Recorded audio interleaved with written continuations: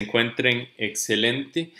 Hoy vamos a hablar acerca de diastología y esto es para la rotación de cardiología para el semestre, segundo semestre, quinto año. Nos acompañan residentes de anestesiología también y entonces queremos hacer esta charla para que en diferentes grados de especialización, aquí hay residentes de distintas especialidades y especialistas, entonces esto va a ser un repaso, vamos a tocar algunas cosas que a algunos les parecerá complicadas, a otros les parecerá sencillas, pero a fin de cuentas todas estas son importantes para comprender lo que vamos a hablar. Es una charla bastante extensa que es prácticamente imposible explicar todos los mecanismos que acontecen, pero vamos a tratar de hacerlo tal vez lo más práctico posible. Y entonces aquí vemos el esquema donde en realidad hablamos la semana pasada de la sístole, nos expusieron de sístole y actualmente vamos a hablar de lo que estamos viendo aquí a la izquierda de diástole. Entonces, sístole y diástole, bueno, son dos cosas separadas entre sí, son dos cosas mutuamente excluyentes. Pues no, son dos eventos que son interdependientes. Por eso es que hablamos de la interdependencia. Bueno, tanto como hay interdependencia ventricular, también hay interdependencia entre estos dos sucesos del ciclo cardíaco, sístole y diástole. O sea, están casados y están siempre juntos y conforme conocemos más nuestro corazón y cómo funciona, nos damos cuenta de que cada vez están más interrelacionados entre sí y no son dos cosas tan aparte. Entonces, vamos a ver qué es la diástole. Como vieron en la primera diapositiva, dice time to relax y sale una foto de la playa. En realidad, eso es más que todo para que ustedes se relajen y bueno, logren aguantar este montón de diapositivas, pero es un proceso activo. Entonces la sístole es un proceso activo y esta es la pregunta de fisiología que siempre funciona a inicios de nuestras carreras para que nos saquemos un mal puntaje, porque nos preguntan si la diástole es un proceso activo o pasivo y la lógica es que sea un proceso pasivo. Pues no es pasivo porque ocupamos ATP, la moneda energética, para relajar ese corazón. Entonces es por eso que vemos que, por ejemplo, un paciente con cardiopatía isquémica va a tener una disfunción diastólica probable, por lo menos desde el punto de vista molecular y teórico. Tal vez ya aplicado a la clínica no cumpla los criterios, pero a nivel molecular sí. Entonces vemos que al reducirse ese flujo sanguíneo de una arteria coronaria hay reducción de la irrigación, oxigenación, reducción del ATP y eso debería generarnos alteraciones de ese calcio devolviéndose al retículo sarcoplasmático y que no se quede ahí tonteando unido a la troponina. Entonces es por eso que sí, es un proceso activo. Este es el ciclo cardíaco y aquí vemos el diagrama de Wiggers que siempre lo sacan a colación. Siempre es importante entender las interrelaciones entre las diferentes presiones intracavitarias, cómo se relaciona eso a el electrocardiograma y también a los sonidos que genera eso. ¿Por qué? Por la aplicación clínica, y al comprender bien la fisiología podemos comprender qué está pasando cuando hay problemas. Entonces, como vemos en este cuadro verde, lo verde nos está hablando de la diástole y todas sus fases. Entonces, este es un esquema general que nos habla que la diástole inicia con el cierre de la válvula aórtica y termina con la apertura de la válvula mitral. Eso es en términos mecánicos, por así decirlo, y esa es en general la definición que tenemos. Pero vean cómo se corre este cuadro hacia la izquierda. ¿Por qué lo corrió hacia la izquierda o por qué se corrió? Porque hay gente que puede debatir y decir que la diástole no inicia cuando se cierra la válvula aórtica, sino que inicia cuando ese músculo ya está empezando su relajación. Entonces eso inicia a nivel de mediados o de la mesosístole. Algunos podrían debatir eso. Bueno, esto lo sabremos más adelante, pero en términos generales manejamos el concepto de que inicia con el cierre de la aórtica y termina con la apertura de la válvula mitral. Entonces, la diástole va a ser todo lo que comprende estas diferentes fases que las voy a marcar aquí. Entonces aquí estamos haciendo como un zoom en el diagrama de Wiggers y vamos a ver qué es lo que sucede. Aquí es el corazón como se va a ver en un eco transtorácico, la disposición usual. Este es el atrio izquierdo y aquí vemos las distintas fases de la diástole, 1, 2, 3 y 4. La primera va a ser la fase de relajación isovolumétrica en donde todas las válvulas van a estar cerradas y no hay cambio de volumen, por eso es isovolumétrico. Después tenemos la fase de relajación, de llenado rápido. ¿Qué es lo que sucede aquí? Es que aquí se abre la válvula mitral. ¿Por qué se va a abrir la válvula mitral? Por cambio de presiones intracavitarias. Entonces aquí la presión del atrio izquierdo supera al ventrículo izquierdo, se va a abrir la válvula mitral y se va a llenar rápidamente ese ventrículo izquierdo. Luego viene el periodo de diastasis. Ya vamos a verlo a continuación, pero en realidad no hay mucho flujo en condiciones fisiológicas en la diastasis y va a ser un periodo que va a preceder la contracción atrial, que va a ser la última fase de la diástole. Esta contracción atrial ya vamos a ver en qué se va a manifestar y bueno, ya su importancia clínica ya la sabemos en pacientes con fibrilación atrial. Ahí es donde nos damos cuenta qué tan mal o no estaba ese paciente, cuál era su reserva cardíaca, por así decirla, porque en esos pacientes que hacen fibrilación atrial y no tienen llenado, no tienen onda A, no tienen contracción atrial, pues se van a afectar mucho. Pero si nuestra reserva cardíaca es bastante buena y hacemos fibrilación atrial, capaz que ni nos damos cuenta que la tenemos porque nuestra contribución principal al llenado ventricular va a ser dado por esto. Bueno, entonces ahora vamos a ver la porción superior del diagrama en donde hay las distintas presiones intracavitarias.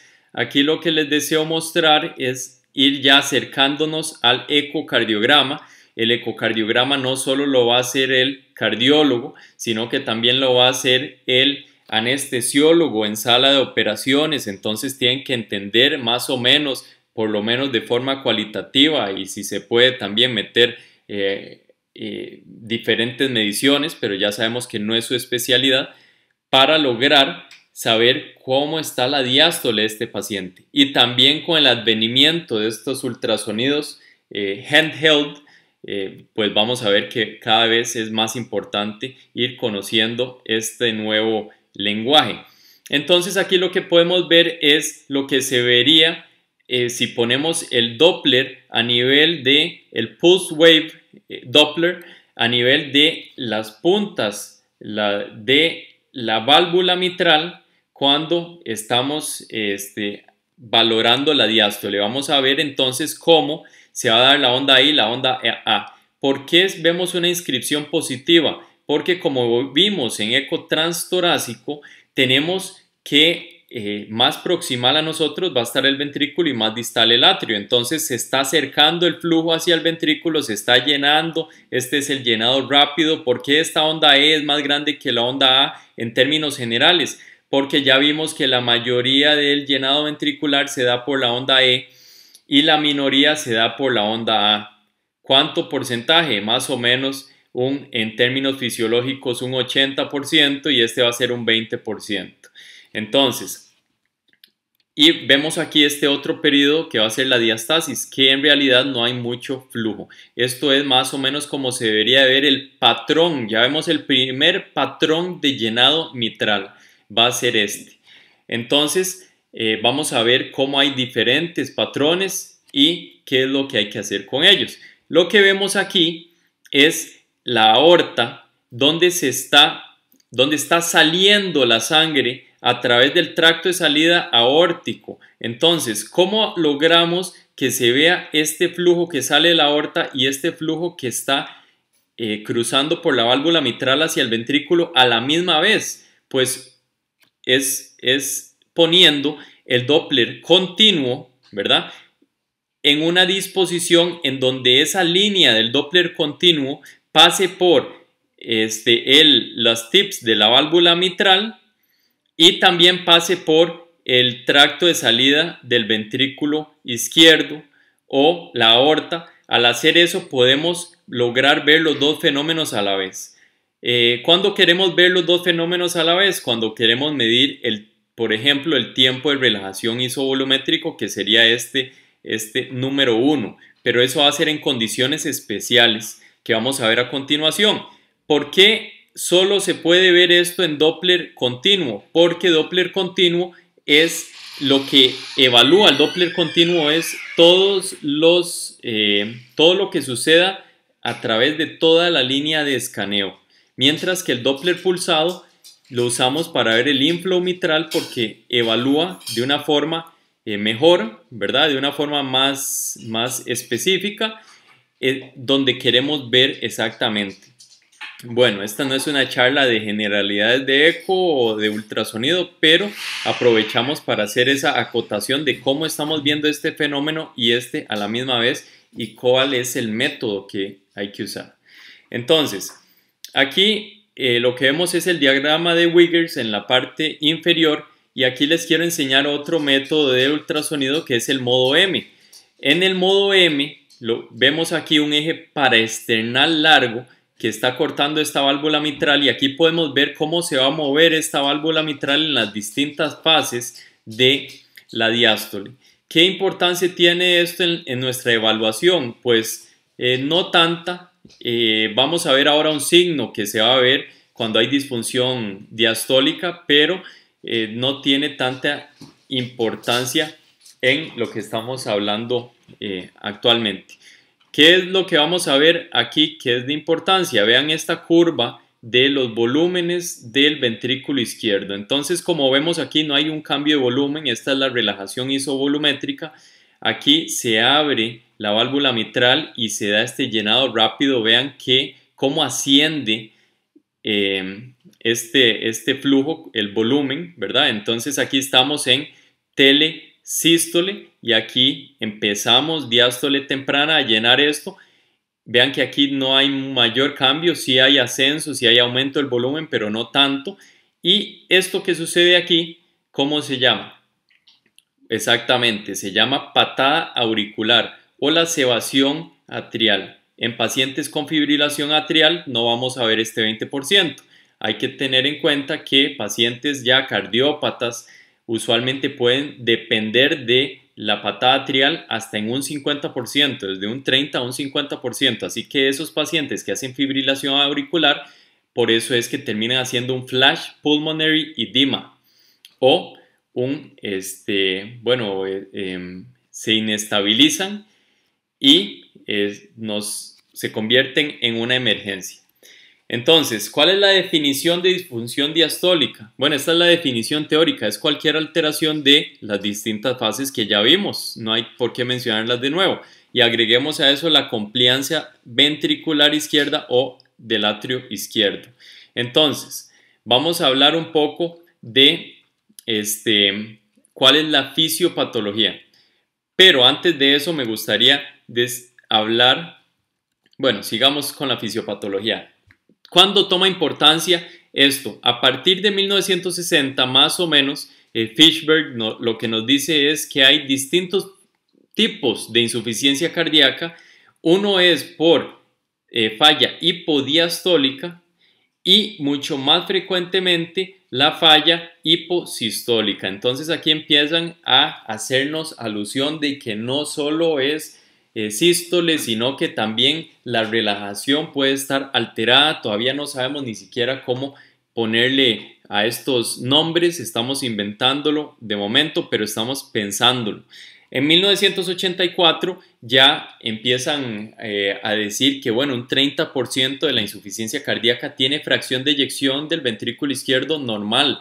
Entonces, ¿qué es esto? ¿Qué es lo que está sucediendo? Aquí es donde surgen distintos términos, aquí es donde empieza a pensarse en insuficiencia cardíaca diastólica, donde surge el término disfunción diastólica y se empieza a estudiar el fenómeno.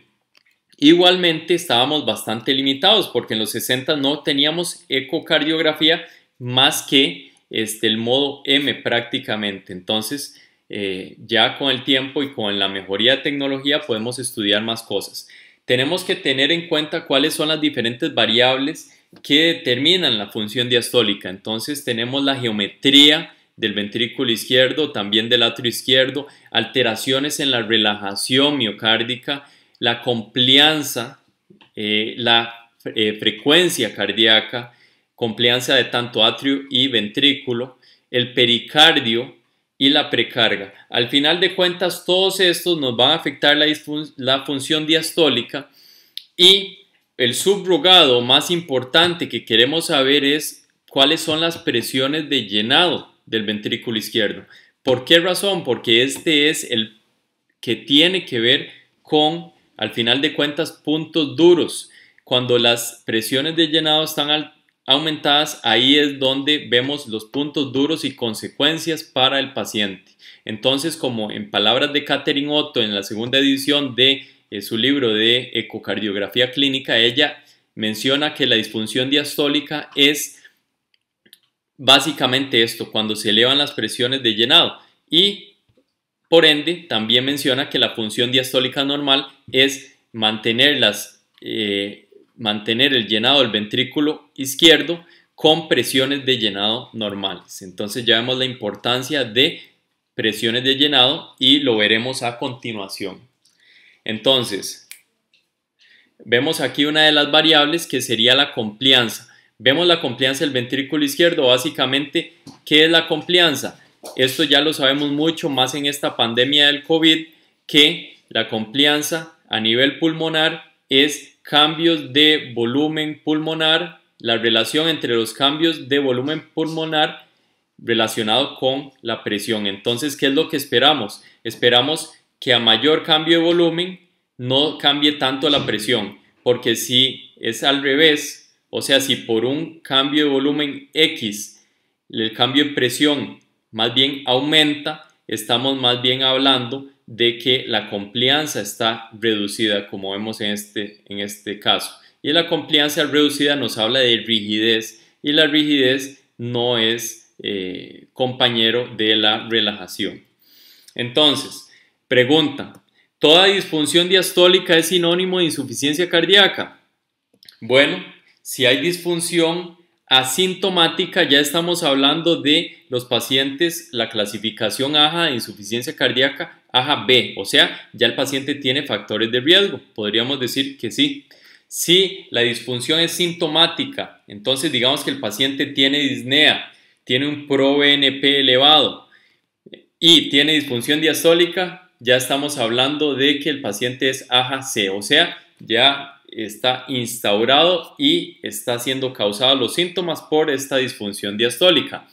En resumen, el término HFpEF, que se le dice en inglés, que sería insuficiencia cardíaca con fracción de eyección preservada. Entonces, ¿por qué?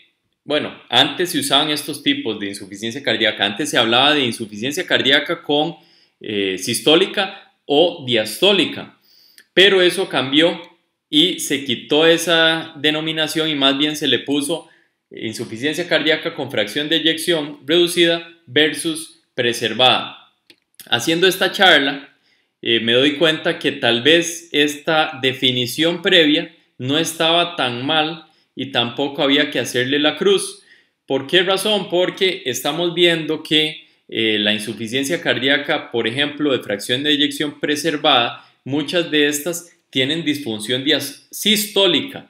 Entonces tienen fracción de eyección normal, que ese es uno de tantos parámetros para evaluar función sistólica. Pero si tienen un strain por ejemplo, disminuido, y otros factores, el paciente lo terminamos catalogando como insuficiencia cardíaca con fracción de eyección preservada.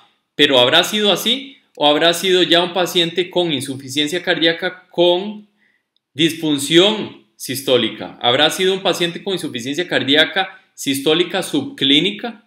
Eso llama la atención, eso es un punto a tomar en cuenta.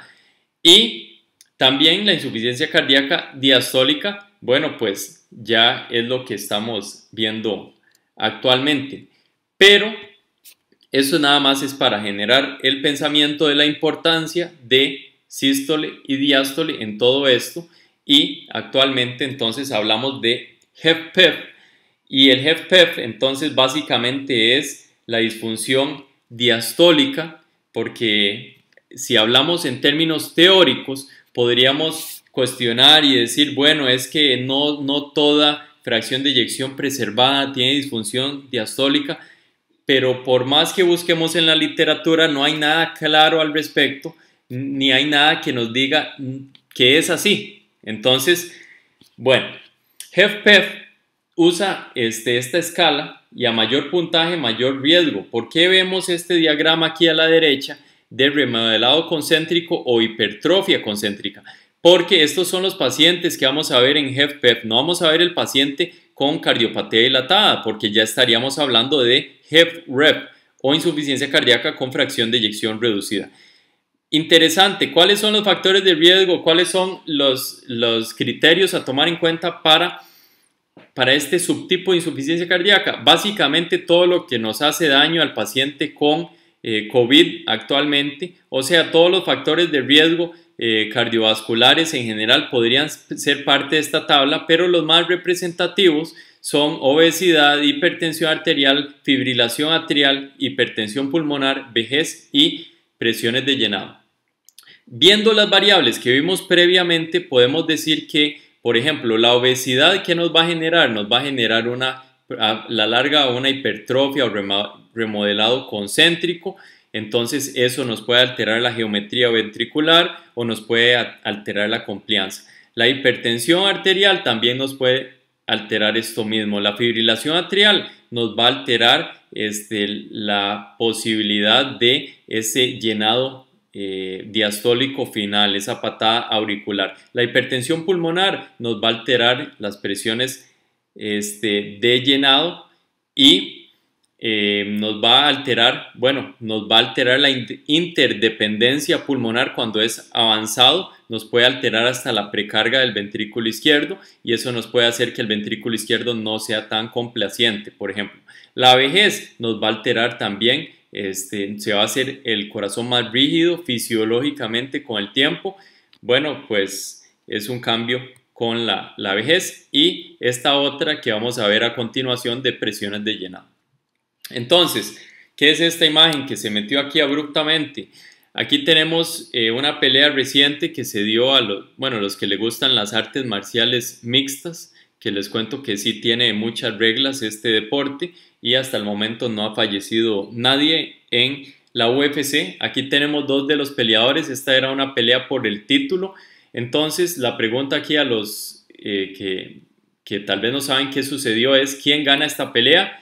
Bueno, pues tal vez la foto no es tan representativa, pero en general llama la atención a la gente que no sabe mucho de peleas, que este muchacho se ve mucho más grande, se ve que tiene músculos más grandes, se ve más grueso que entonces probablemente va a ganar. Esas son las apuestas usuales de las personas que no saben de este deporte.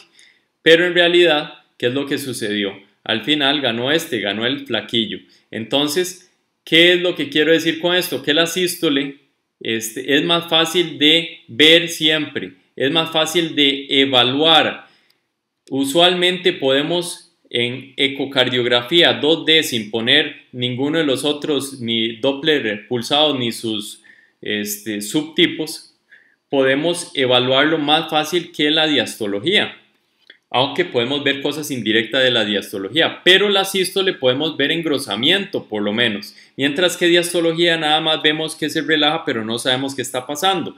Bueno, Conociendo bien a este actor es que podemos darle el título que se merece, y eso es lo que estamos haciendo entonces en esta charla. Entonces aquí lo que vemos es en modo M, historia de la medicina, que les mencioné que se podía ver la apertura de la válvula mitral. En modo M, esto es trazar una línea perpendicular a través de la válvula mitral, y aquí lo que vemos es cuando se abre en el llenado rápido. Esta es la diastasis y este es la patada atrial. ¿Por qué se ve así? Porque esto, recuerden que es nada más una línea de escaneo, el modo M. ¿Y qué es lo que sucede aquí? Este punto B, eso es esta señal que ven aquí, que es como un temblorcillo, es un signo que nos está hablando de que hay aumento de presiones de llenado. Pues eso no sale en las guías, pero es algo a tomar en cuenta de cómo es que al final llegamos a generar la evidencia, viendo un montón de cosas indirectas, viendo cuáles servían y cuáles no servían.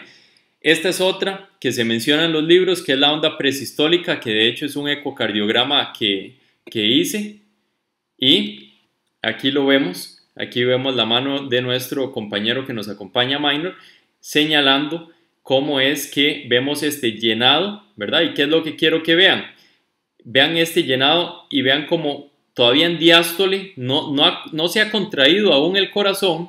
Todavía en diástole vemos que aquí hay azul.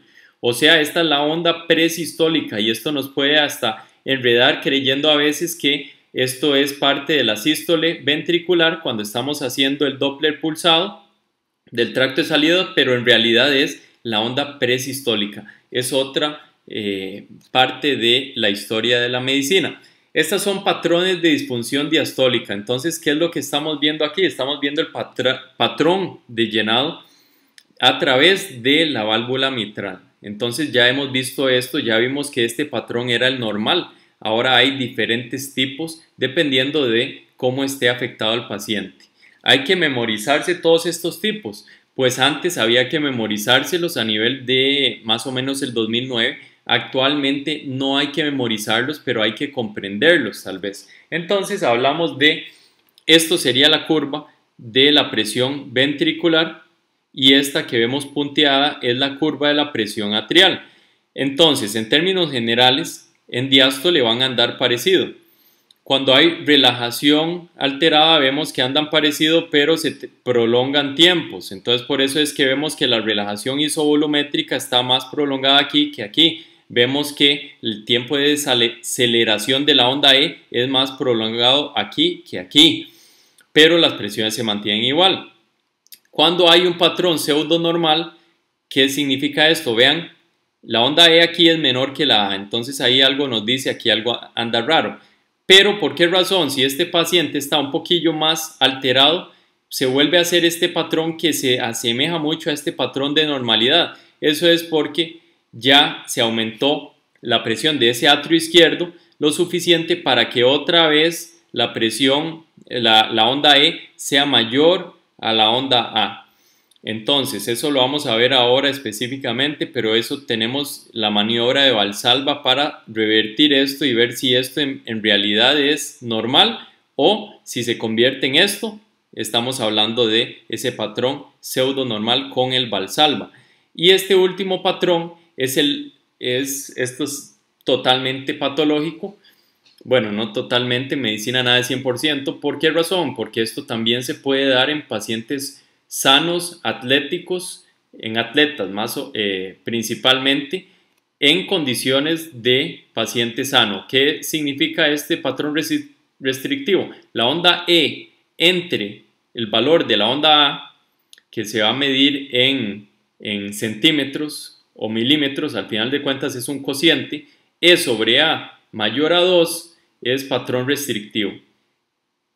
Entonces, paciente sano que no tiene comorbilidades, que no tiene ninguno de la escala de criterios de HFpEF, asintomático, que corre maratones, pues estamos hablando de un paciente normal. Si el paciente viene con disnea, si tiene enfermedad de hipertensión pulmonar, obesidad, antecedente de cardiopatía isquémica y viene con este patrón, pues probablemente sea este patrón restrictivo y ya esté más avanzado esto.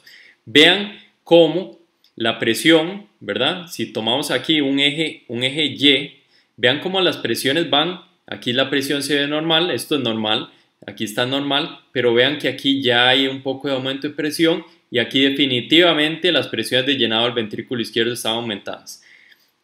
Ok, entonces eso es importante determinar. Ya que hablamos de esto, bueno, velocidades de las venas pulmonares lo vamos a dejar para más adelante, que son datos indirectos, pero para que vean que también se pueden medir otras cosas, ¿verdad? Entonces ya empezamos a medir, ver lo primero, ¿para qué vimos E y A antes que los otros parámetros que les voy a enseñar, que probablemente hasta son más importantes? Porque es importante que conozcamos E y A y cómo funciona la fisiología usual y más o menos qué está pasando cuando se va alterando la función diastólica. Pero más adelante vamos a ver que ver estos patrones y estudiarlos muy a fondo ha pasado un poco de moda. Entonces, vemos que hay más cosas a tomar en cuenta. Vemos que esto es el estudio del Doppler tisular, también la E', la A'. Esto es la pulse, el flujo venoso pulmonar, y esto es velocidad de propagación. Entonces hay un montón de criterios que vamos a ver ahora más adelante. También es importante, cómo se comporta el flujo retrógrado hacia las venas pulmonares. Recordemos que el atrio aquí está pegado hacia abajo, digamos que hacia el ventrículo izquierdo a través de la válvula mitral, y hacia arriba, exacto, están las venas pulmonares, las 4 venas pulmonares. Entonces, si vemos los cambios que suceden a nivel de las venas pulmonares, también podemos asumir cómo están esas presiones de llenado. Pero ni siquiera se los voy a mencionar de momento, porque vamos a ver que se pueden simplificar las cosas mucho más en la mayoría de los pacientes. Entonces, vamos a hablar de la teoría a la práctica. Ok, ¿qué pasó en los 1997? Que no es hace tanto tiempo, hace 23 años, no es mucho tiempo. La relación entre la sístole y la función sistólica y diastólica usualmente es conocida, pero no ha sido bien documentada. O sea que en 1997 no se sabía cómo medir esa función diastólica prácticamente. Existían los parámetros y existía la comprensión de esto que les estoy mencionando a ustedes, cómo funciona, pero no se sabía cómo hacer para coordinar y combinar esto con esto, o con esto, o cuál vale más, o cuántos ocupo para decir que tengo disfunción diastólica. Entonces, básicamente en el 98 no se sabía y había que generar algún tipo de estudio para determinarlo. Este estudio es el gold standard. Entonces ya teníamos un gold standard. ¿Cuál era? Medir la presión de enclavamiento por cateterismo izquierdo.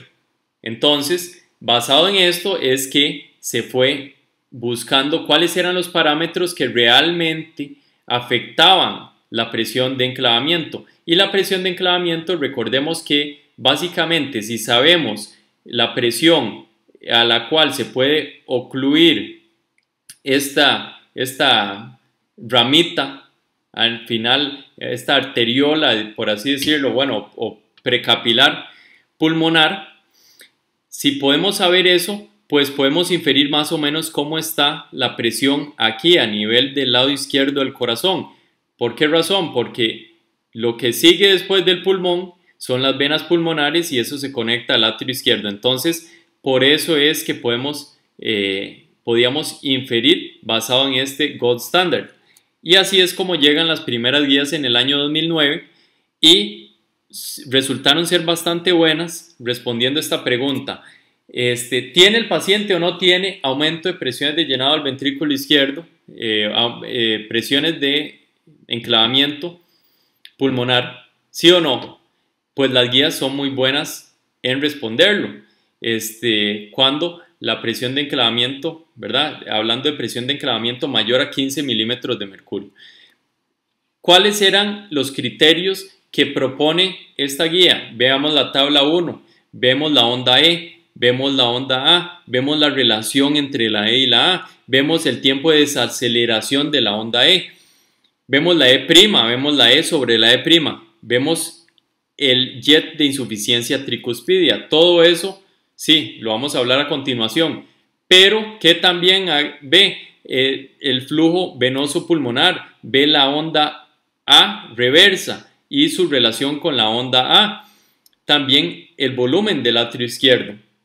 Ok, entonces yo creo que todos ustedes llegan a esta misma conclusión. La pregunta es, ¿eso es práctico o no?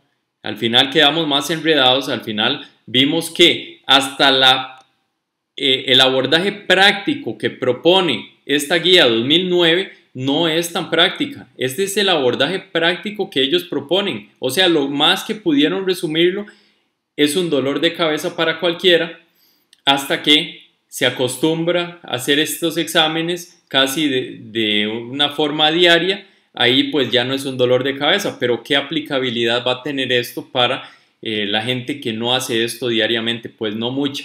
Entonces estas guías 2009 sí eran muy relativamente buenas, bastante aceptables, tratando de pegar por aquí, pero no eran muy precisas. Entonces estaban medio cerca de la meta, pero por ahí dispersas en todo lado. O sea, la variabilidad inter e intra observador eran bastantes. Entonces, ¿qué es importante aquí? Como dice el doctor Vázquez de cardiología, lo que es complicado no se usa. O lo que dice Berlow básicamente es que hay que primero conocer toda la complejidad, y una vez que usted conoce toda la complejidad ya puede simplificar, no viceversa. No se puede simplificar sin saber la complejidad, porque ahí estamos nada más bateando. Es por eso que les estoy contando parte de la complejidad para que terminemos en lo sencillo, en lo simple. Entonces, a estas alturas, ¿qué opinan ustedes de la función diastólica? ¿Lo odian y les cuesta mucho? ¿O creen que probablemente es importante pero no lo revisan? Hay varias situaciones en donde no están seguros, lo revisan usualmente y es fácil. Y la E, que usted se siente el rey de la disfunción diastólica y es muy fácil para usted. Bueno, espero que nadie haya respondido E, me parece la respuesta más mala, ¿verdad? Porque estamos hablando ya ahí de narcisismo muy importante. Tenemos que ser un poquillo más tranquilos en ese departamento, pero bueno, vamos a tratar de que ustedes lo usen y que sea algo fácil para ustedes. Entonces, para eso es esta charla.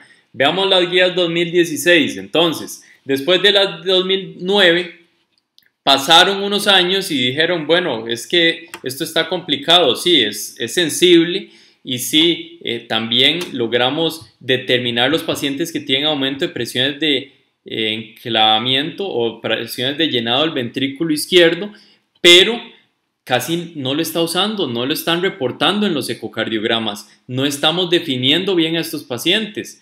Se está haciendo muy bien en los estudios en donde tenemos laboratorios de ecocardiografía dispuestos para ello, pero en la calle no. Entonces, ¿qué tiene que suceder? Tienen que suceder unas nuevas guías. Esas son las guías 2016 y la base de esta charla y la base de, bueno, la simplificación de esto. Entonces, estas guías nos dicen si el paciente tiene o no disfunción diastólica, lo contesta bien, y también nos dice cuánta es la disfunción diastólica. Entonces no nos deja ahí que la presión de llenado es mayor a 15 o es menor a 15 y listo. No, nos dice más o menos cuánto. Entonces, este estudio mejoró la variabilidad. La variabilidad se redujo mucho y se mantuvo esa eficacia. Entonces, esas son excelentes noticias. Aquí vemos cómo básicamente lo que nos dice este estudio es que al final una validación pronóstica se logra validar por pronóstico esta nueva guía. Al final de cuentas, la guía 2016 y sus definiciones de disfunción diastólica se asocia independientemente a puntos duros y a pronóstico de los pacientes, mientras que las guías 2009 no se asocian de una forma independiente. punto positivo para las 2016. Otro punto positivo, son más sencillas. Otro punto positivo es que pueden estratificar mejor al paciente. Pero punto negativo, son más específicas y al ser más específicas se reduce un poco la sensibilidad. Por eso es que una de las críticas es que se detectan menos pacientes con disfunción diastólica. Pasa de ser la población estudiada de un 30% con las guías 2019 a un 10% más o menos con las guías 2016. Pero en lo personal no lo veo como un problema. Me parece que eso lo que significa es que, bueno, ya tenemos mejores estudios con asociación pronóstica y entonces no estamos perdiendo mucho. Tal vez detectemos ni siquiera creo que estemos detectando estos pacientes tardíamente. Lo que me parece es que podemos implementar las guías 2019 cuando tenemos sospecha de que o no logramos responder las preguntas que intentamos responder con la guía simplificada 2016. Entonces, vean, ¿vale la pena retomar más las guías 2009? Vean lo que dice este montón de estudios. Ellos dicen no. ¿Por qué razón? Porque en todos estos estudios nos están demostrando superioridad de las guías 2016. O sea, el algoritmo del 2016 es superior cuando comparados head to head. En esta otra es más eficaz, es más confiable, la 2016. En esta otra no hay ninguna inferioridad y tomando la salvedad de que se simplificó, no hay inferioridad. En este hay mayor capacidad discriminatoria para evaluar por elevaciones de la presión de llenado al final de la diástole ventricular. Entonces, en general y la gran mayoría de los pacientes nos quedamos con las guías 2016. ¿Para qué todo eso que estoy mencionando? Para que caigamos en el 1, 2, 3 queso de qué es lo que tenemos que hacer. Y esto no son las guías nada más norteamericanas, no es la AJA, esta es la unión de fuerzas desde el 2009. Las primeras guías se unieron los estadounidenses con los europeos. Las guías 2016 otra vez se unen los estadounidenses con los europeos. Así que no es que tenemos que leer 10 a 15 variables por dos guías diferentes. Entonces vamos a ver el 1, 2, 3 queso lo más reducido posible.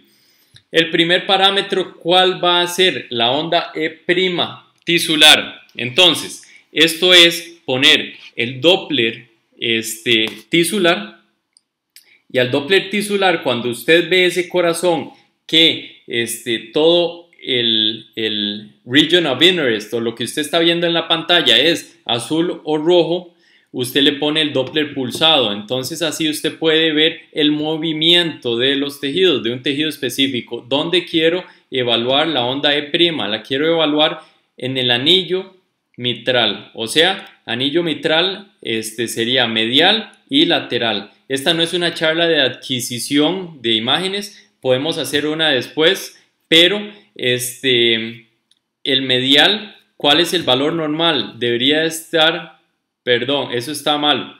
Bueno, normal es mayor a 7 medial y lateral es mayor a 10 lo normal. ¿Qué es lo que quiere hablar esto? Es cómo se mueve este tejido en diástole. La E' es como la onda E, que ya sabemos que la onda E es la del llenado rápido del ventrículo izquierdo. Es lo mismo, solo que no estamos viendo el flujo en ese caso, estamos viendo más bien el tejido, estamos viendo lo que va a generar que ese flujo se mueva, estamos viendo el anillo mitral y entonces esperamos que así como el flujo debería moverse rápido a través de nuestro corazón en condiciones normales, también el anillo debería moverse rápido en condiciones normales. Entonces, eso es lo que estamos viendo aquí. Esto que estamos viendo, esta es la onda S sistólica de puede ser medial o lateral. No sabemos, no estamos viendo aquí la imagen, pero aquí estamos viendo esta primera inflexión negativa, la onda E, esta es la onda A. Entonces, básicamente, si invertimos esto, estaríamos viendo prácticamente la onda E y la onda A de el influjo pulse wave del flujo transmitral. Aquí más bien estamos viendo el tejido relajarse, onda E', onda A'. esta debe ser, entre más baje esto, mejor, o sea, es más grande y es una velocidad. Esos son los parámetros a tomar en cuenta y a memorizarnos.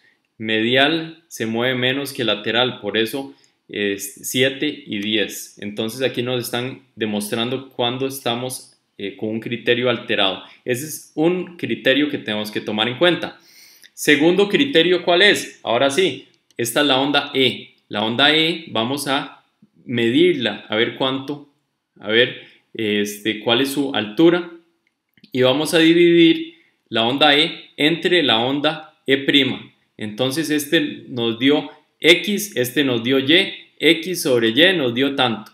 Si idealmente deberíamos de promediar la E' septal y lateral. Entonces, bueno, promediarlas, se suman las dos y se dividen entre 2.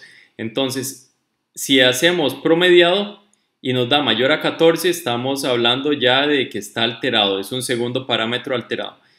Si nos da solo la lateral mayor a 13, o sea, ¿por qué vamos a tomar solo lateral o septal? Cuando solo podemos tomar una, cuando no podemos tomar las dos. Cuando podemos tomar las dos, pues las promediamos.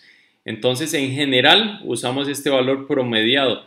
E sobre E' mayor a 14, estamos hablando del segundo parámetro alterado. Tercer parámetro es el volumen del atrio izquierdo. ¿Qué opinan ustedes de este volumen? ¿Está bien tomado o está mal tomado? Exactamente, está mal tomado. ¿Por qué está mal tomado? Exacto, porque se fueron aquí mucho más al fondo. Este atrio ya había terminado por aquí, pero se fueron a llenar un montón más, incluyeron aquí vena pulmonar, que ¿cuál es esta vena pulmonar que pasa por aquí? Bueno, la literatura dice que es, o se pensaba que era la pulmonar superior derecha, pero en realidad es la pulmonar inferior derecha más frecuentemente. Bueno, el punto es que eso no se toma en cuenta, hay que llegar hasta acá y subir por aquí y llegar hasta acá. ¿Hasta dónde mide uno el volumen atrial? Uno lo mide hasta aquí y hasta aquí. No es que llega y sube más. Uno llega hasta el anillo mitral y ahí es donde tiene que cerrar este cuadrito. Así que a veces la lógica nos hace pensar que deberíamos incluir este pedacito, pero no, eso es falso. Entonces, el volumen usual cuando es mayor a 34 mililitros indexado, entonces hay que dividir entre área y superficie corporal. Cuando es mayor a 34 tenemos un tercer criterio alterado. Entonces ya hemos visto 3 de 4 parámetros y el cuarto es, hay que irnos más bien a las cavidades derechas del corazón a ver la insuficiencia tricuspidia y cuál es su velocidad. Cuando la velocidad es mayor a 2.8 metros por segundo, estamos hablando de otro criterio alterado. Entonces, ya tenemos 4 parámetros. ¿Por qué razón del lado derecho? Porque recordemos que tenemos el atrio izquierdo, retrógradamente el atrio izquierdo va a estar conectado con esas venas pulmonares, entonces si hay aumento de presiones se va a las venas pulmonares, llega a los pulmones y adivine dónde baja, va a aumentar la presión como de esa pulmonar, va a aumentar ese gradiente al final de cuentas entre el ventrículo derecho y el atrio derecho, generando aumento de velocidad de ese jet de insuficiencia tricuspidia. Entonces lo normal es menor a 2.8 metros por segundo, pero cuando hay mucha velocidad estamos hablando de que hay un gradiente alto entre ventrículo y atrio. Es por eso que es el parámetro número 4. Entonces, ¿cómo resumimos estos cuatro parámetros? Ok, ya vimos uno por uno. ¿Y cuáles son los valores? Ok, entonces, en un paciente con fracción de eyección normal o preservada, podemos tomar en cuenta cada uno de esos 4 parámetros. Y basado en eso vamos a decidir si el paciente tiene o no tiene disfunción diastólica. Si no tiene disfunción diastólica, listo, no le haga más estudios, no vaya a buscar más parámetros. Entonces son buenas noticias. Si el paciente tiene de 4 criterios, o sea, si tiene 2 positivos, tiene un 50%, y si tiene los otros 2 negativos, pues si solo son 50% es indeterminado. O sea que así hay que ponerlo en el reporte. Paciente con función diastólica indeterminada. Y eso no es que lo ponemos porque se nos da la gana, sino que es porque estamos siguiendo la guía 2016. Y si el paciente tiene más de 50% de criterios, o sea 1, 2, 3, en cualquiera de sus combinaciones, podemos decir que sí tiene disfunción diastólica. Pero ¿cuál es el grado de disfunción diastólica? Lo vamos a ver a continuación. Entonces, esta tabla también nos dice dos cosas importantes. Una de las cosas importantes es que ninguna receta de cocina es 100% eficaz. ¿Por qué razón? Porque si quedamos en este grupo y decimos, bueno, función diastólica indeterminada, yo en lo personal o cualquiera que sabe un poco de las guías 2009 quisiera irse a ver más variables y tratar de agregarle al reporte de ecocardiograma y decir, bueno, este paciente por guía 2016 tiene función diastólica indeterminada, pero se le agrega tal cosa o tal otra, puede ser tiempo de relajación isovolumétrica, puede ser flujo de venas pulmonares, por ejemplo, que lo incline hacia disfunción diastólica o no, sería bueno, pero no tiene que hacerlo. El segundo punto importante de este primer flujograma principal, vean que dice con pacientes con fracción de eyección normal o preservada. O sea que esto nos explica y nos muestra la interdependencia entre sístole y diástole. Si la fracción de eyección está normal, a grosso modo estamos hablando de que ese paciente tiene tal vez una fracción de eyección al menos o una función sistólica clínicamente normal. Y entonces por eso nos vamos a hacer esto, y si tiene esa fracción de eyección normal y no cumple estos criterios, listo, terminó la historia. Pero si tiene los criterios positivos, ahí hay que ir a estudiarlo más. Esto es a diferencia de la siguiente tabla que vamos a ver por aquí. Bueno, vamos a verla después, ya se las enseño. En la siguiente tabla vamos a ver que hay otros parámetros que nos van a decir cuál es el grado de disfunción diastólica. Y en esa tabla de pacientes con fracción de eyección o reducida, o que sí hayamos determinado que tiene disfunción diastólica, ahí nos dice los grados de disfunción diastólica y las presiones de llenado del ventrículo izquierdo. ¿Qué es lo que quiero decir? Que los pacientes con fracción de eyección reducida, o sea, con disfunción sistólica clínica, por definición tienen disfunción diastólica. Por eso es que aquí no dice en pacientes con fracción de eyección del ventrículo izquierdo normal o deprimida. ¿Por qué no dice deprimida? Porque deprimida, de una vez nos vamos a la otra tabla a ver cuál es el grado de disfunción diastólica. Entonces ya sabemos cuál es la relación, o nos enfatiza la relación entre sístole y diástole. Este es el caso 1. Vamos a ver aquí este adulto mayor, 72 años, tiene fatiga con esfuerzos físicos y también disnea. Este es el loop. Aquí podemos ver un 2 cámaras y aquí podemos ver un apical 4 cámaras, ambos ecos transtorácicos. Entonces, con esto, ¿qué podemos definir? ¿Les parece que está normal o está alterado? Tiene fracción de eyección preservada o alterada. A ojo. Ok, pues tiene una fracción de eyección que en este caso es, vamos a ver, preservada. Vamos a ver entonces los distintos criterios que tenemos. Entonces aquí tenemos la onda E' septal. Aquí lo vemos septal. 4, o sea, es menor a 7, un criterio positivo. Ya con eso no tengo que ir a ver la lateral porque es esta o esta. Las dos no suman 2 criterios, es esta, o sea, un criterio. Cualquiera de las dos, un criterio, porque esta debe ser mayor a 10. Entonces, un criterio aquí positivo. Tenemos una E sobre E'. Bueno, aquí tenemos la E, la relación EA, ya vimos que es un patrón que es de alteración de la relajación, porque en general la E es mayor a la A. Eso es un indicio, pero eso es un indicio que no es más que para caracterizar al paciente porque no hemos visto nada de patrones de EA en las guías nuevas. Pero entonces, ¿qué tenemos que hacer? 68, ¿verdad? Entre 3.5. Entonces 68 entre 3.5, vamos a hacerlo inmediatamente. Entre 3.5 nos da más de 22, o sea, tenemos ya dos criterios. Y tenemos una velocidad de IT en 2.4. Ok, entonces aquí pues no está aumentada, debería ser 2.8. Tenemos 2 de 4, entonces ¿en qué quedamos? Ah, bueno, ahí está el atrio izquierdo, menor a 34, normal. Entonces, ¿tiene disfunción diastólica o no? Tiene, la respuesta sería A, B o C.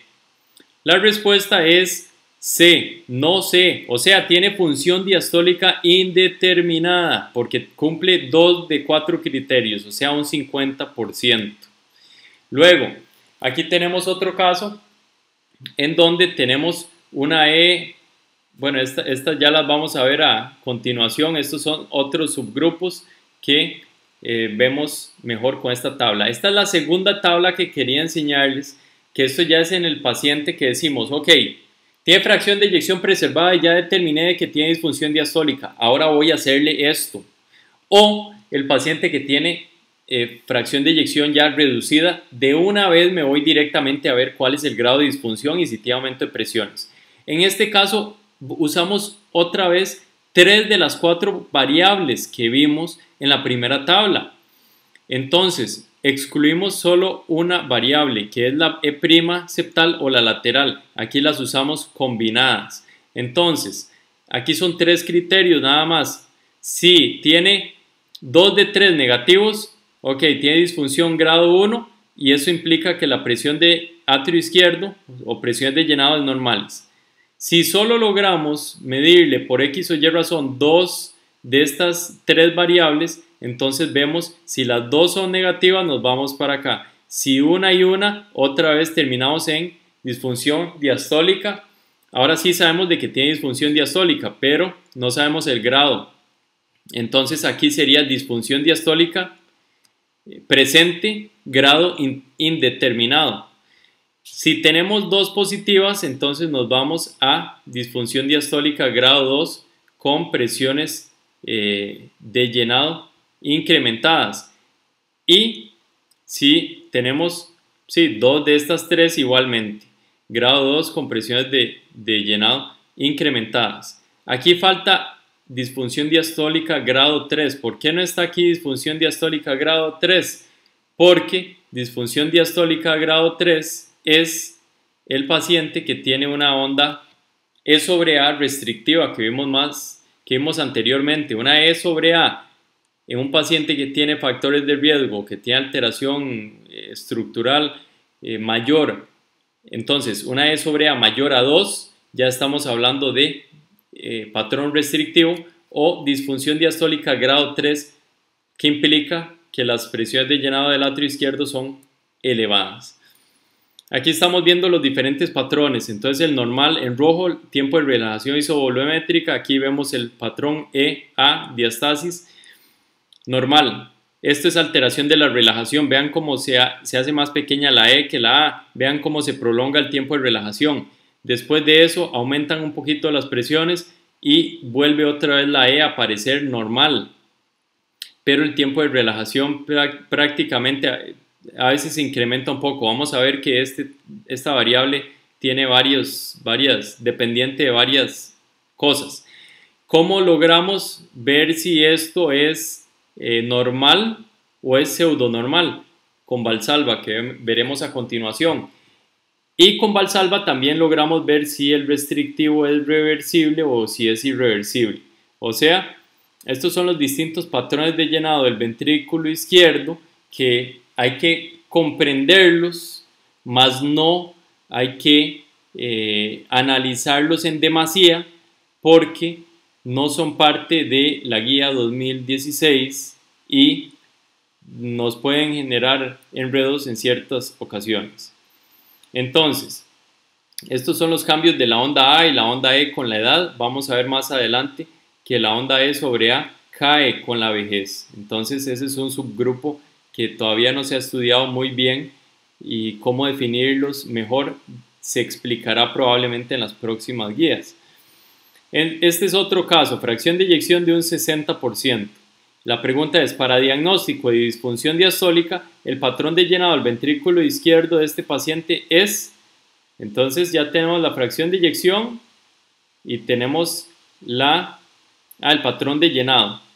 Entonces queremos diagnosticar disfunción diastólica. La E sobre A nos da 0.78. Entonces, ¿qué responderían? Para diagnóstico de disfunción diastólica, el patrón de llenado de ventrículo izquierdo de este paciente es si esto es normal, si hay alteración de la relajación, si no me importa o si B y C son correctas. Ok, la respuesta correcta es la D.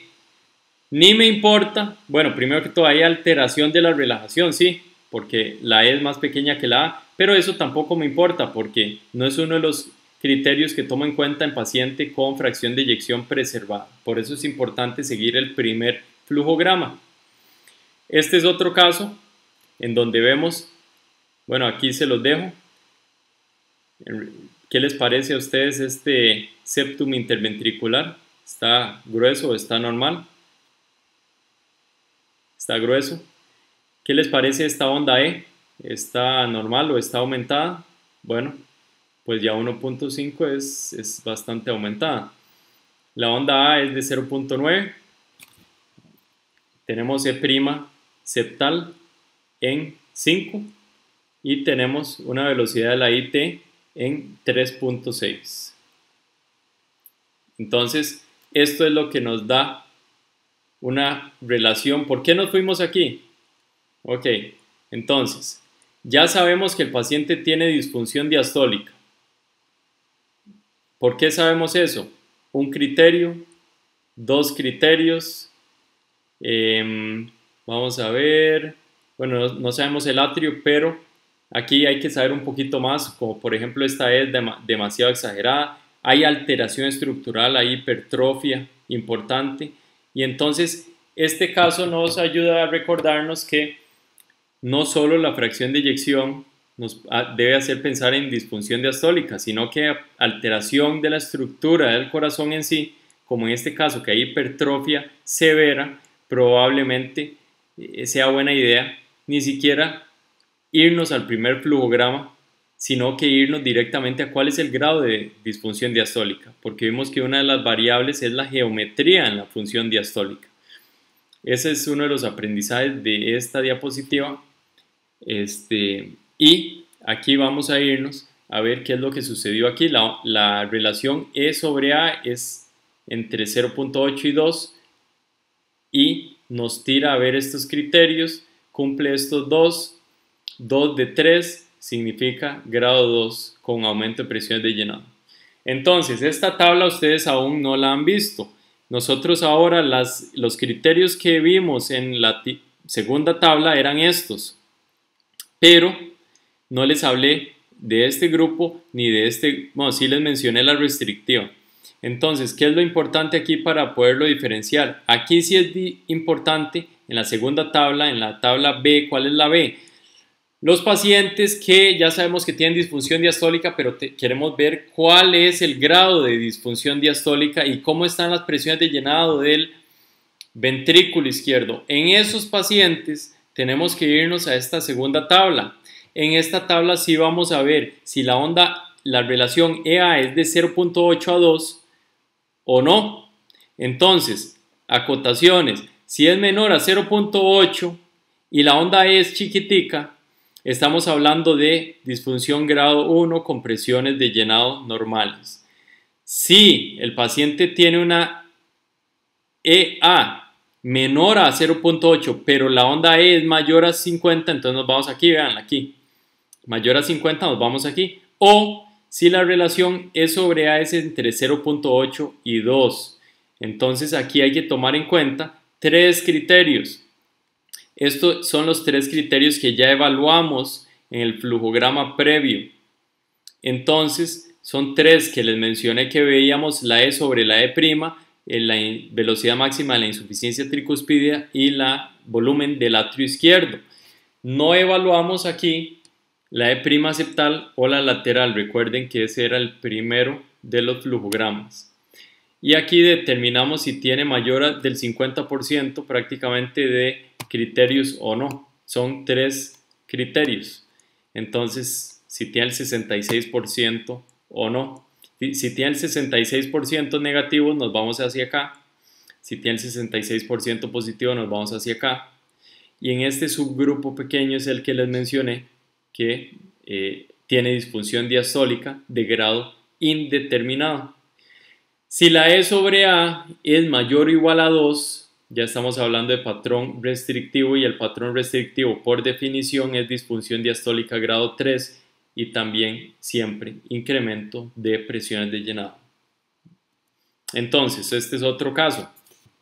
El paciente estuvo internado en el Calderón Guardia por presentar disnea. Cursó asintomático posterior al egreso, pero ahora queja disnea al caminar 50 metros.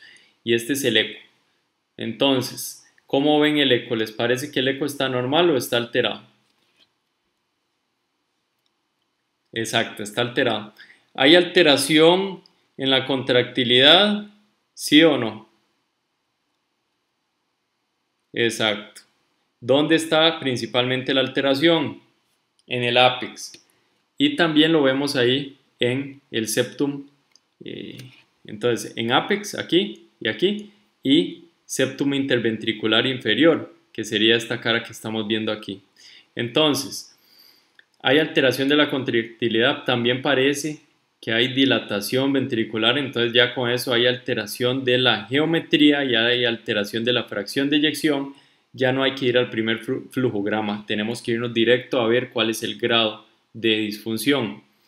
El siguiente paso, siguiendo las guías actuales, sería, vemos la E sobre A, vemos la velocidad máxima de la IT, vemos el tiempo de desaceleración o vemos la E sobre E'. Entonces, ok, en este caso, ¿cuál es la siguiente que vamos a ver? Respuesta. La respuesta es que en este caso, vean, aquí tenemos una E en 0.7 y una A en 0.1. ¿Ok?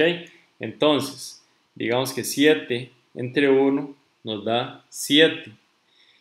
O sea que es un patrón restrictivo, es mayor a 2. Y ya con eso podemos decir que tiene disfunción diastólica grado 3 y no tuvimos que hacer nada más. Grado 3 con aumento de presiones de llenado. ¿Y cómo nos dimos cuenta de eso? Viendo la relación EA en el segundo flujograma, que había que estratificar la disfunción diastólica como paso número 1, ver la EA si es menor a 0.8 o si es entre 0.8 y 2 o si es mayor a 2. Ahora vamos a hablar de algunos contextos especiales ya para ir finalizando. Entonces, ya tenemos las cosas bastante claras, pero en los contextos especiales hay que complicarse porque no queda de otra. Entonces, aquí agregué la vejez. ¿Por qué la vejez? ¿Por qué agregué la vejez? Bueno, lo vamos a mencionar más adelante. Vamos a ir con los distintos contextos especiales. Aprovechando estos contextos especiales es que vemos otras variables, porque cuando hay algo especial hay que ir a salirnos un poquito de la receta de cocina, y por eso es que aquí vemos la onda E sobre A y aquí vemos algo nuevo. Este es el flujo venoso pulmonar. Esta es la onda S, o sea, sistólica y diastólica. Esto aquí es la A reversa. ¿Cómo funciona esto? Esto es básicamente lo mismo. En sístole, estamos viendo aquí, en sístole, aquí ¿qué está sucediendo? Se está acercando un poco del flujo hacia el atrio izquierdo. En diástole también. Lo normal es que en sístole y en diástole sean positivas, pero en sístole en general es mayor que diástole. La relación normal es S a D es mayor a 1. Entonces aquí vemos que está alterado. Aquí hay una alteración porque S es menor a D. Y la otra es cuál es el porcentaje de la S o cuánto contribuye la S al llenado atrial debería ser más de 40%. Entonces si trazamos esto y si trazamos esto y hacemos una relación de todo el trazo, vemos que no es nada, no hay que ni siquiera trazarlo para darnos cuenta de eso. Este es otro hallazgo. Acuérdense que en la diastasis era esta porción intermedia, usualmente no había flujo y esto llegaba casi que a la línea basal. Aquí vemos que hay flujo y hay flujo alto, entonces esto se llama onda L, que hasta ahora les menciono. ¿Por qué? Porque es patológica en la mayoría de los casos. Solo en atletas también se podría ver un poco de onda L, pero esta es la onda E, esta es la onda A, y esta onda L o flujos aumentados en diastasis nos está hablando de L de long y nos está hablando de alteración. Aquí les enseño también en este mismo caso el tiempo de relajación isovolumétrica, cómo está acortado, pero ya lo vamos a ver en otra diapositiva, esta otra variable. Entonces el tiempo de relajación isovolumétrica es el tiempo entre el cierre de la válvula aórtica, que lo vemos aquí, y el comienzo del flujo mitral, que lo vemos aquí. Esto sería un Doppler continuo que logró agarrar los dos flujos, y esto tiene más de 40 años de existencia de estudiarse. La adquisición es con Doppler continuo, como les mencioné, se prolonga con la edad y hay aumento. Cuando hay aumento de la presión media del atrio izquierdo o presiones de llenado, se acorta este tiempo. Y cuando es muy corto, estamos hablando de menos de 60 milisegundos, ya estamos hablando de que es bastante corto. Entonces, el tiempo de relajación isovolumétrica, por ejemplo, lo vamos a analizar en ciertos casos específicos que vamos a ver ahorita a continuación. Ni siquiera lo había sacado a colación porque no es tan reproducible, hay más cosas que lo afectan, entonces lo usamos solo cuando los otros variables no son suficientes para darnos un diagnóstico. Entonces, ya vamos a ver. En taquicardia sinusal, ese es otro contexto especial, por eso es importante hacer estos estudios de diastología con frecuencias cardíacas en ritmo sinusal con frecuencias entre 60 y 80. Cuando la frecuencia es mayor a 100, pues ya estamos bastante alteradas esa función diastólica, porque en condiciones normales la diástole es un 65% del ciclo cardíaco y la sístole es un 35%. Cuando hay taquicardia, se acorta la diástole, se acorta el periodo de llenado y eso nos hace que tengamos que tomar otras cosas en cuenta. ¿Por qué razón? Porque la onda E se nos va a alterar mucho. Entonces, aquí usamos, vean, el tiempo de relajación isovolumétrica menor o igual a 70 milisegundos es altamente específico. También vemos la onda E sobre la E' mayor a 14, es bastante específica, pero baja sensibilidad. Y aquí hago la acotación de que si yo les pregunto a ustedes cuál es el criterio que más información me puede hablar en términos generales de cualquier paciente, prácticamente, si usted tuviera que apostar por solo un criterio, ¿cuál sería de todos los que hemos visto? Ese criterio sería la E sobre la E'. Una E sobre E' mayor a 14 me está hablando de presiones aumentadas de llenado. Es altamente específico, es altamente reproducible y es altamente confiable. Este otro contexto es la vejez, entonces A de años y A también de onda A. ¿Por qué razón? Porque la onda A cada vez se va haciendo mayor en la persona añosa y la onda E se va haciendo cada vez más pequeña. Entonces nos genera un patrón que se ve como de alteración de la relajación. Y sí, la vejez es un proceso fisiológico, pero también con el envejecimiento hay aumento de la rigidez de ese ventrículo, reducción de la complianza y bueno, nos puede generar este patrón de que vemos la E sobre la A que va a estar reducida. En fibrilación atrial, ¿qué es lo que hay que hacer? Recordemos que no hay onda A. Esto nos altera el llenado porque nos cambia ciclo a ciclo la longitud de ese intervalo RR. Entonces, ¿qué es lo que debemos de intentar? Que esa frecuencia cardíaca sea menor a 100 y buscar 3 intervalos o 2 ciclos previos que tengan un intervalo RR muy similar y hacer la medición en este tercero, así como lo hicieron aquí. Otra vez en FA, la E sobre E' es el más confiable y es predictor, pronóstico, y se asocia con hospitalización, con muerte, con BNP y demás, y es uno de los variables que ya vimos en los criterios previos y es el que ya hemos hablado en varias ocasiones. Entonces, esta es una pregunta importante. ¿La validez y la reproducibilidad de los índices sistólicos son más confiables que los índices diastólicos ecocardiográficas en fibrilación atrial? ¿Verdadero o falso? Otra vez. O sea, ¿qué es más válido y reproducible? Los parámetros e índices sistólicos ecocardiográficos que los diastólicos en FA. ¿Verdadero o falso? La respuesta a esto es falso. Son más reproducibles los índices diastólicos. Y esto llama la atención porque va en contra de lo que muchos de nosotros hemos pensado usualmente, que podemos evaluar muy bien la sístole y no la diástole en fibrilación atrial.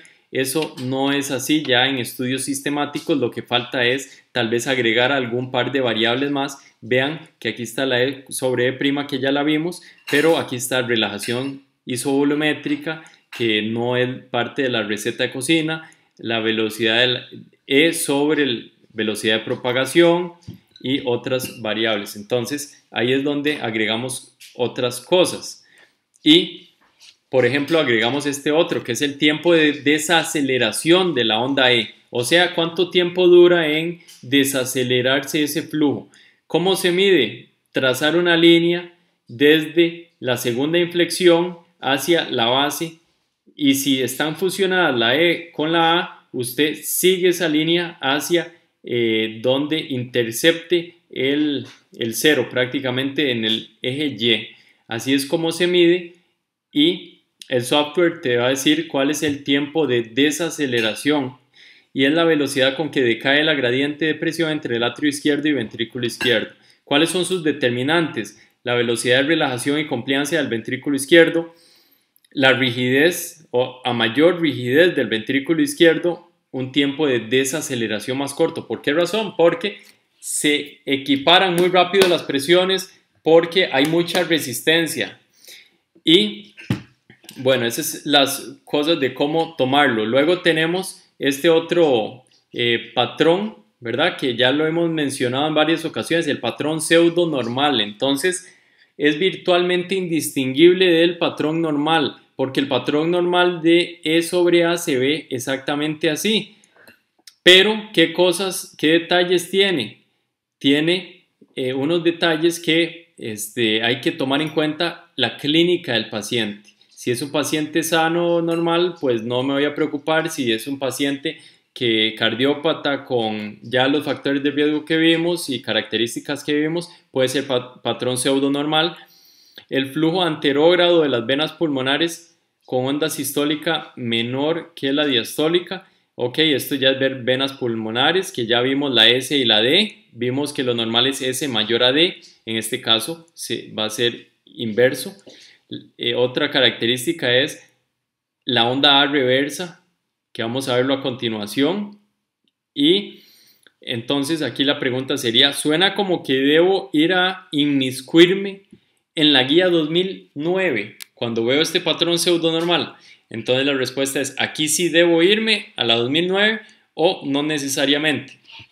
La respuesta es no necesariamente, porque la guía 2016 dice haga Valsalva. Entonces usted empieza a grabar después de que el paciente inspiró profundamente y graba hasta que complete prácticamente todas las fases de Valsalva. El paciente hace Valsalva y vean cómo pasó de este patrón pseudo normal a este de alteración de relajación. Entonces, ¿qué nos dice esto? Que este paciente no es normal, no tiene una función diastólica probablemente normal, porque si fuera normal con Valsalva va a reducirse la onda E, pero igualmente y proporcionalmente la onda A, y más bien aquí se invirtió, o sea, hay una alteración de la relajación y no tuvimos que irnos a medir estas otras variables de la A reversa y de flujo de venas pulmonares. Si se mantiene igual tengo sospecha, pues mejor hacerlo. O si tengo una ventana lo suficientemente buena para ver las venas pulmonares, etc. Entonces, esta pregunta es otra pregunta al azar. ¿El tiempo de relajación isovolumétrico menor a 70 milisegundos en adultos sanos es normal? ¿Sí o no? ¿Verdadero o falso? Ok, la respuesta es no siempre, o sea, falso. Porque vean que el tiempo de relajación isovolumétrico es menor a 70 en sujetos normales y se prolonga en pacientes con relajación alterada del ventrículo izquierdo, pero presiones de llenado normales. Ya cuando aumentan las presiones de llenado, se vuelve a cortar ese tiempo de relajación isovolumétrica. O sea, que una persona sana, usted le puede hacer este tiempo de relajación y le ha alterado, no, siga la guía, váyase a la guía 2016 porque si no te vas a enredar.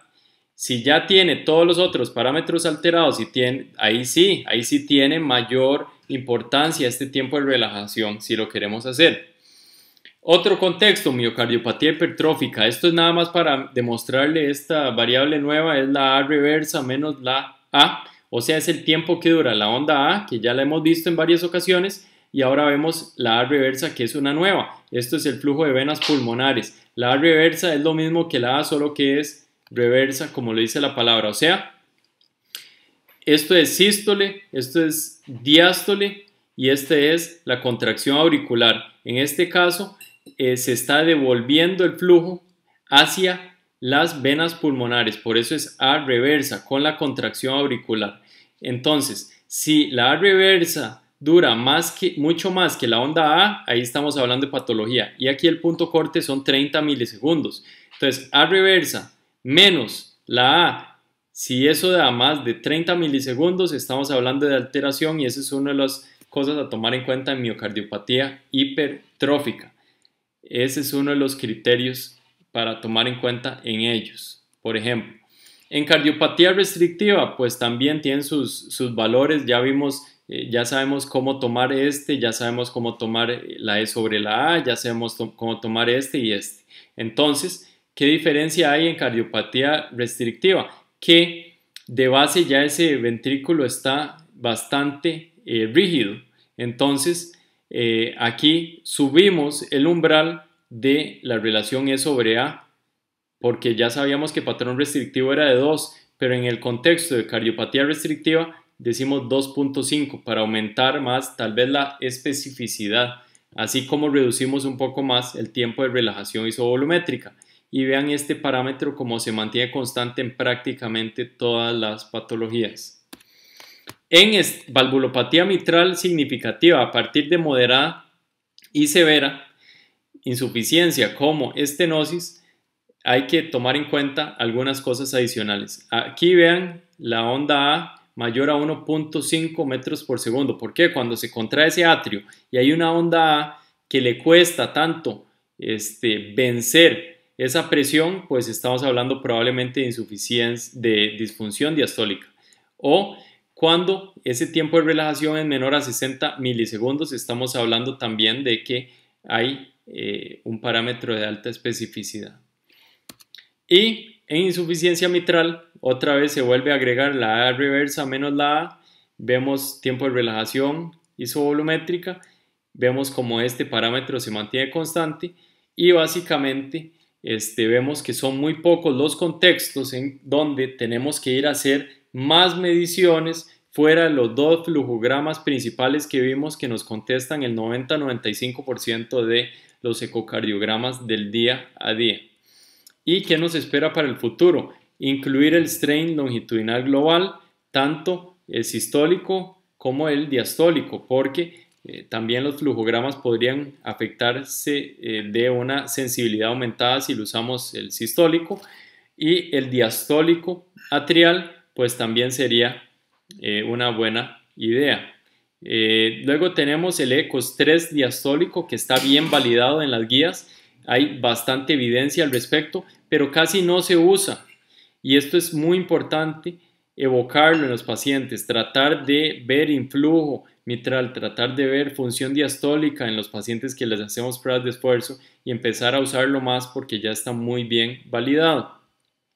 Y nos falta un poco más de evidencia para ver qué serían los siguientes cambios a las guías 2016, que en general están bastante bien. Bueno, gracias por su atención. Esa sería la charla.